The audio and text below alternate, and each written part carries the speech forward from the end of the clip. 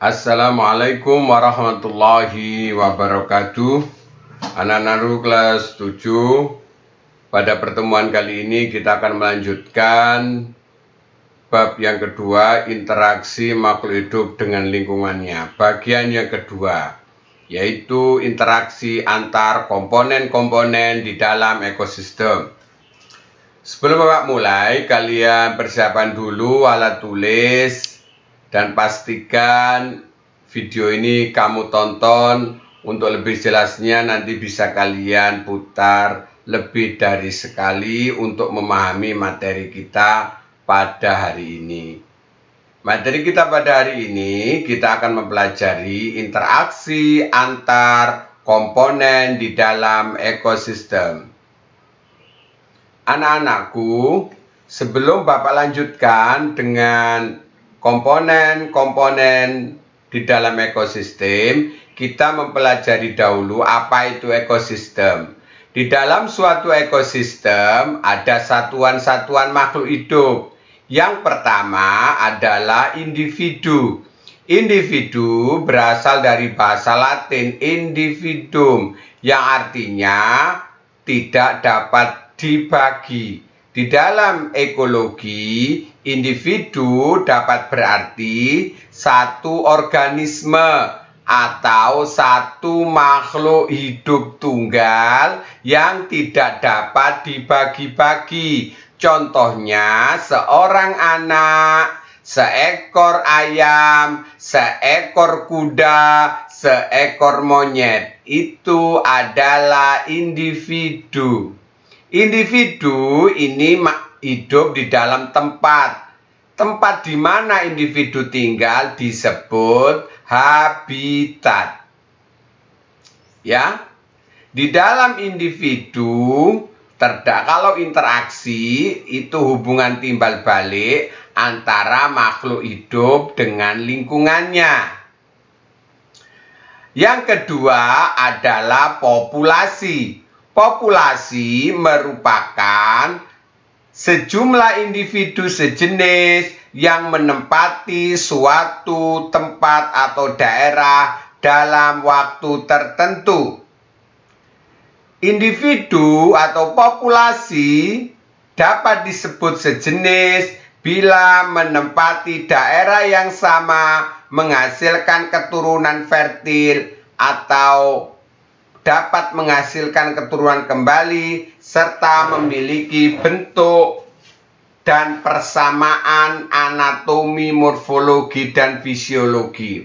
Sebagai contoh,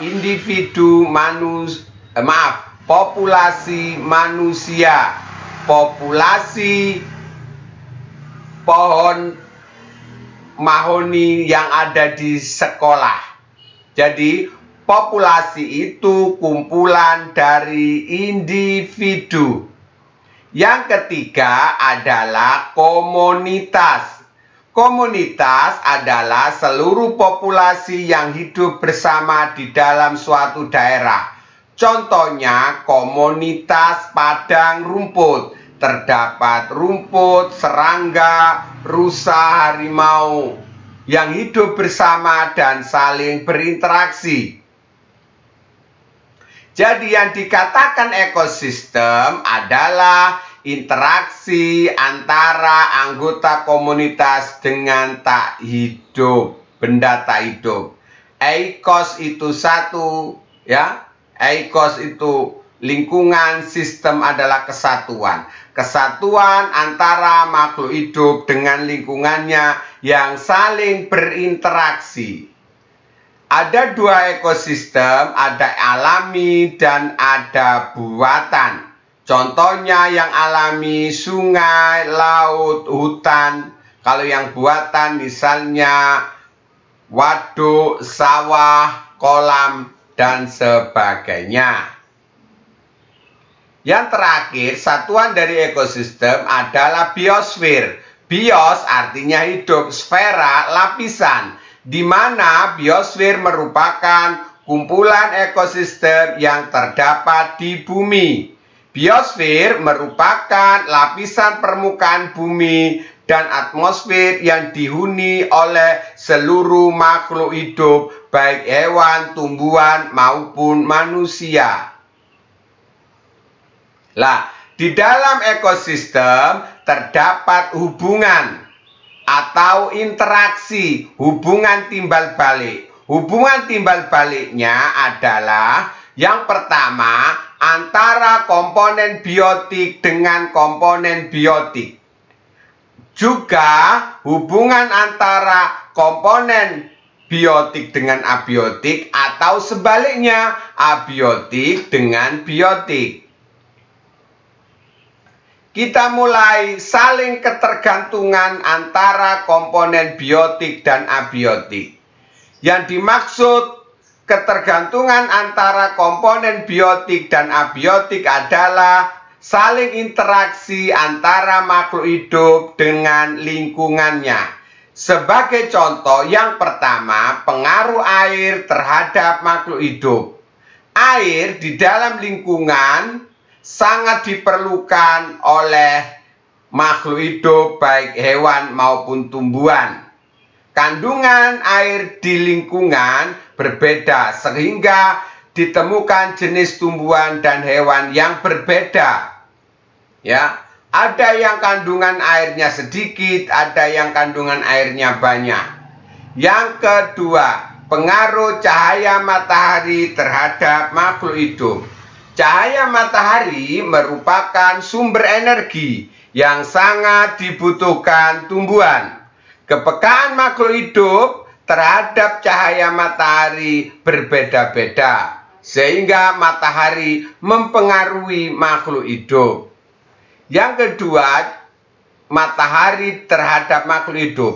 Yang ketiga, pengaruh cacing tanah terhadap kesuburan tanah.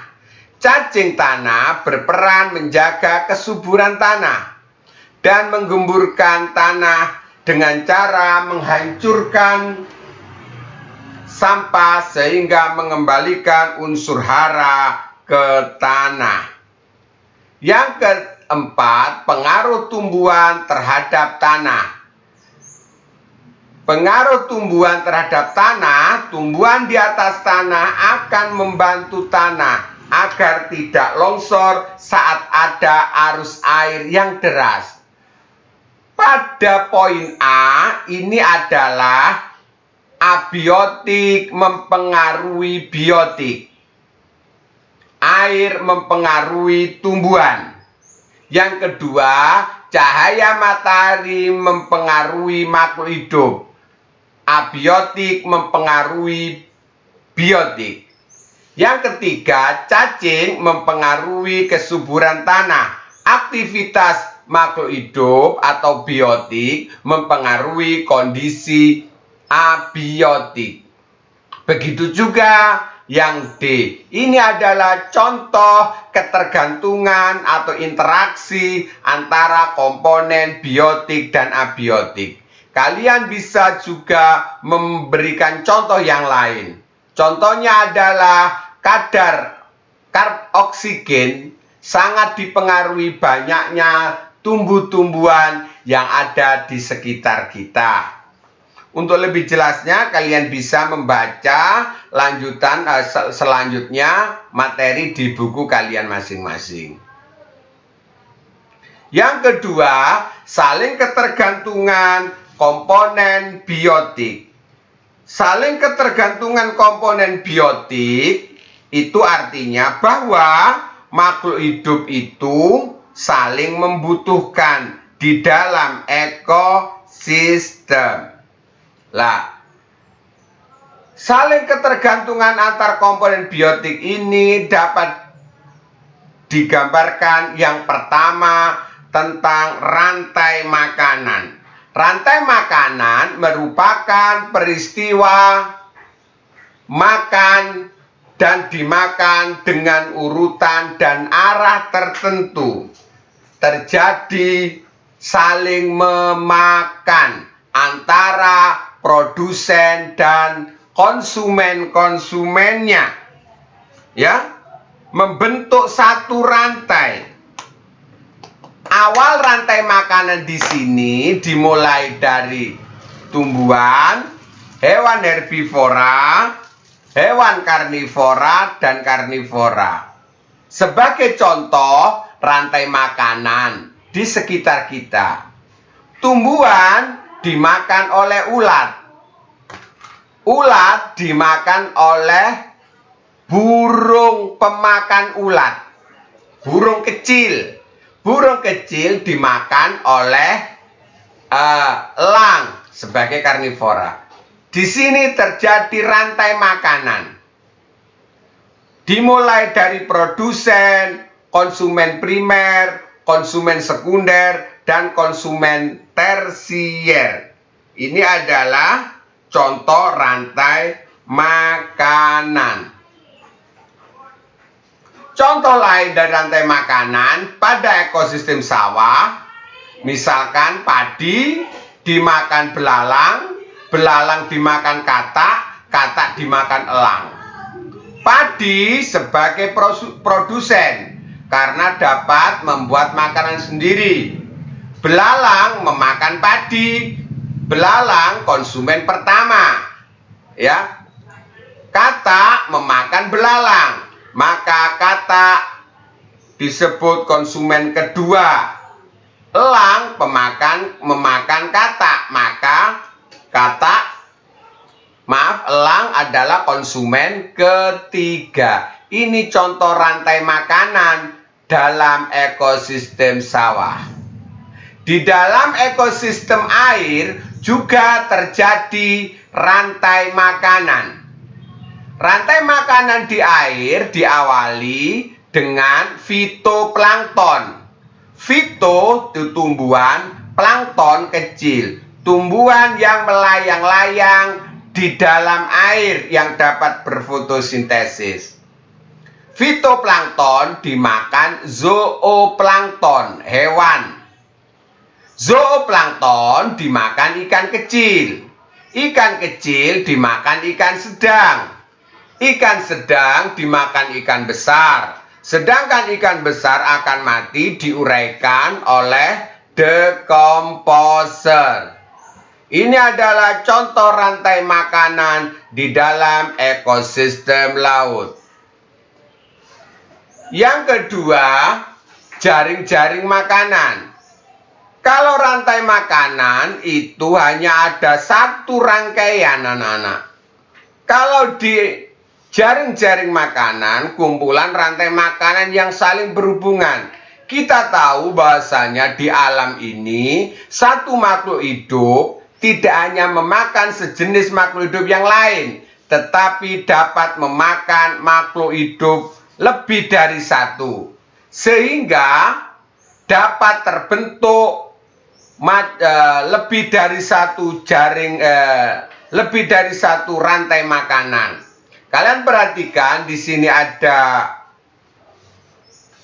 jagung, hewan pemakan biji, musang, ada tikus, ada jamur, dan ada burung elang. Kalau kita perhatikan dari gambar ini akan ada lebih dari satu rantai makanan. Ya. Sebagai contoh, tumbuhan dimakan burung pipit dimakan musang, musang dimakan elang, elang dimakan pengurai. Ini adalah satu rantai makanan. Yang kedua, tumbuhan dimakan burung pipit dimakan elang, elang mati diuraikan. Ini adalah rantai makanan kedua. Rantai makanan yang ketiga, tumbuhan dimakan tikus, tikus dimakan elang, elang mati diuraikan oleh pengurai. Rantai makanan ketiga. Tumbuhan dimakan tikus, tikus dimakan musang, musang dimakan elang, elang mati diuraikan oleh pengurai. Jadi pada gambar ini ada 4 rantai makanan yang saling berhubungan. Membentuk satu rangkaian yang dinamakan jaring-jaring makanan. Jadi yang pertama tadi rantai makanan cuma satu saja, kalau jaring lebih dari satu rantai makanan. Coba perhatikan, kalian bisa mengamati ini. Ada berapa rantai makanan pada jaringnya makanan ini? Ada tumbuhan ulat dimakan ayam, 1. Tumbuhan ulat katak dimakan ular, 2. Jadi ada banyak. Silahkan kalian catat sendiri berdasarkan arah panahnya ya. Nih, sudah Bapak berikan tanda-tandanya. Kalian bisa menyusun sendiri ada berapa rantai makanan pada jaring-jaring makanan ini. Contoh lain adalah jaring-jaring makanan pada ekosistem savana. Rumput dimakan rusa, rusa dimakan harimau. Tumbuhan dimakan kelinci, kelinci dimakan harimau. Tumbuhan dimakan tikus, tikus dimakan burung hantu. Ya. Tumbuhan dimakan tikus, tikus dimakan ular, ular dimakan elang. Jadi ini adalah jaring-jaring makanan. Jadi apa bedanya jaring-jaring makanan dan rantai makanan? Kalau jaring-jaring makanan itu tersusun oleh lebih dari satu rantai makanan. Tapi kalau rantai makanan hanya sebuah saja. Rangkaian saling makan dan dimakan secara berurutan. Berdasarkan produsennya, rantai makanan ada 2 macam. Yang pertama, rantai makanan perumput, yaitu rantai makanan yang diawali oleh tumbuhan pada trofik awalnya. Ini, anak-anak. Rumput dimakan belalang, belalang dimakan katak, katak dimakan ular, ular dimakan elang.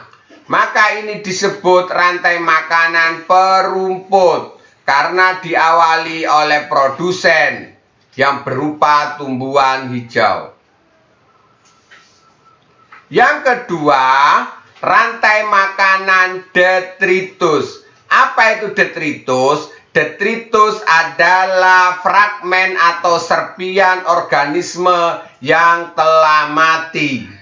Jadi rantai makanan detritus adalah rantai makanan yang diawali dengan serpian makhluk hidup yang telah mati. Contohnya, serpian dari guguran daun dimakan kutu, kutu dimakan burung pemakan kutu. Ini namanya rantai makanan detritus. Makhluk hidup pemakan detritus disebut detrivora.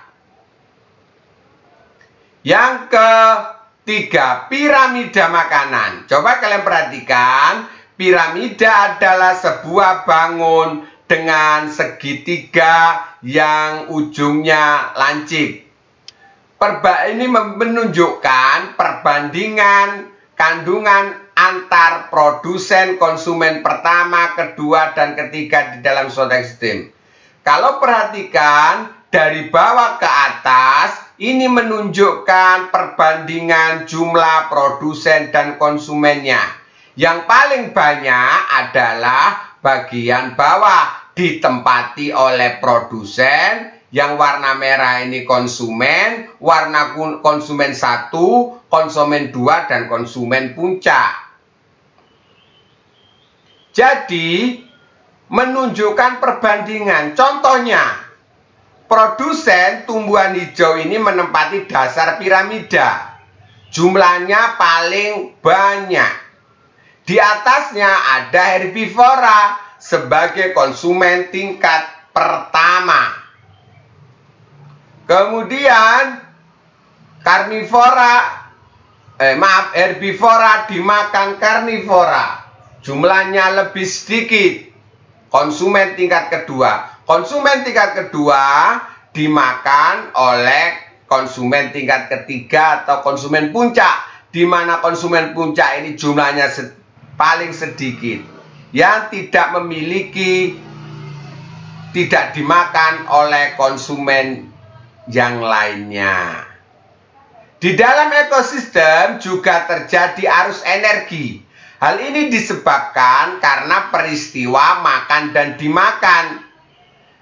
Setiap ekosistem akan terjadi perpindahan energi dari makhluk hidup yang satu ke makhluk hidup yang lain, di mana sumber energinya adalah matahari.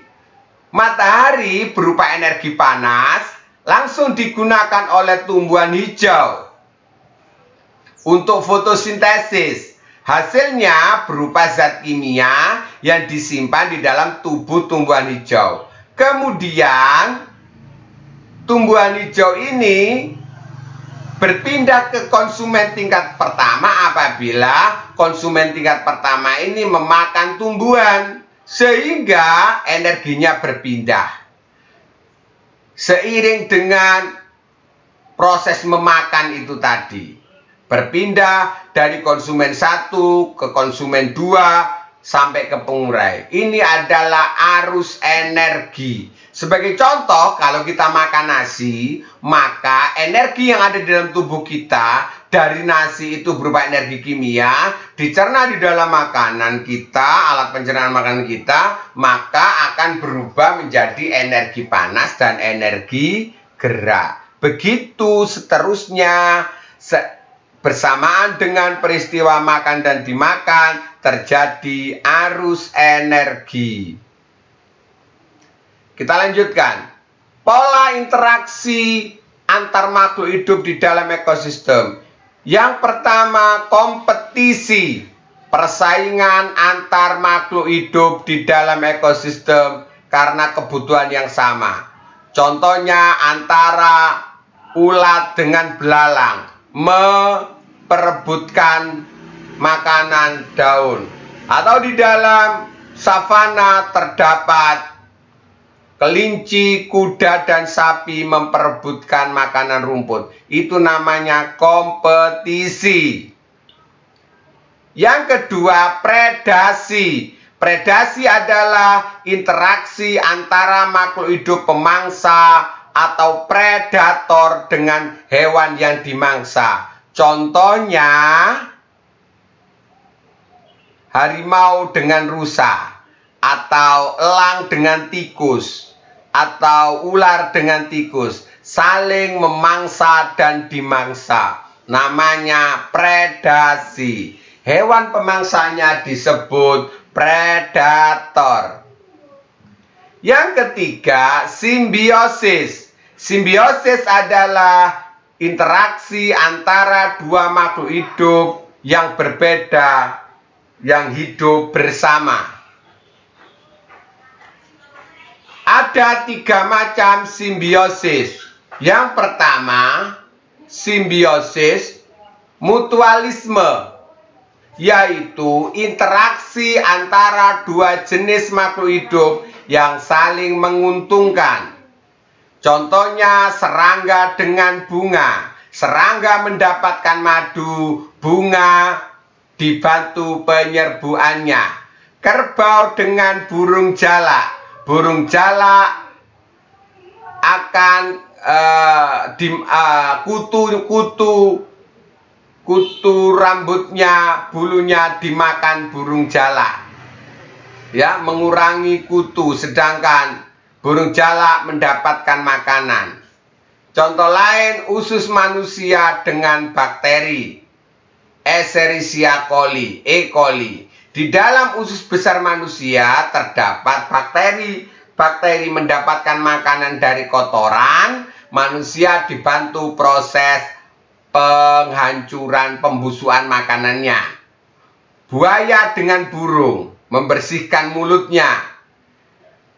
Ikan badut dengan anemon, semut rangrang dengan daun. Ini hubungan saling menguntungkan atau simbiosis mutualisme. Yang kedua, simbiosis komensalisme. Interaksi antara dua jenis makhluk hidup, yang satu mendapatkan keuntungan, yang lainnya tidak dirugikan. Contohnya ikan hiu dengan remora. Ikan hiu tidak diuntungkan dan tidak dirugikan. Ikan remora untuk mendapatkan perlindungan dari sasaran mangsanya. Dia juga mendapatkan makanan. Contoh lain adalah pohon anggrek pada inangnya. Pohon anggrek dapat tempat untuk hidup, sedangkan pohon inangnya tidak terganggu. Ini namanya simbiosis komensalisme.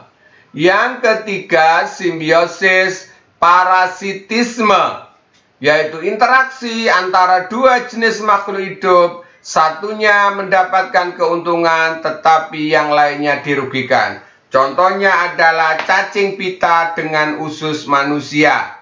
Cacing pita mendapatkan makanan dari usus manusia, sedangkan manusia akan diserap sehingga kekurangan makanan. Contoh lain, benalu dengan inangnya. Benalu menyerap juga sari-sari makanan dari inangnya, sedangkan inangnya kekurangan sari-sari makanan. Ada juga kutu dengan hewan. Kutu di kepala manusia, dan juga contoh lain tali putri dengan inangnya. Demikian tadi anak-anak, interaksi antara makhluk hidup dengan makhluk hidup lainnya maupun makhluk hidup dengan makhluk tak hidup. Interaksi makhluk hidup dengan makhluk hidup lainnya dapat melalui rantai makanan, jaring-jaring makanan, dan piramida makanan, melalui peristiwa makan dan dimakan. Dapat juga melalui bentuk hidup bersama, yaitu simbiosis. Berdasarkan cara menyusun makanannya, makhluk hidup ada yang berperan sebagai autotrof dan heterotrof. Manusia juga berinteraksi dengan lingkungan. Berubahnya tatanan lingkungan oleh kegiatan manusia atau oleh proses alam menyebabkan kualitas lingkungan turun sampai ke tingkat tertentu. Akibatnya lingkungan menjadi kurang dan tidak berfungsi lagi peruntukannya. Oleh sebab itu, kita jaga lingkungan agar lingkungan tetap seimbang dan tetap memberikan manfaat kepada makhluk hidup, terutama kita sebagai manusia. Demikian materi kita pada hari ini. Bapak berpesan tetap semangat, tetap belajar. Jangan lupa kirim catatan hari ini ke Google Classroom kalian masing-masing. Terima kasih, saya akhiri. Wassalamualaikum warahmatullahi wabarakatuh.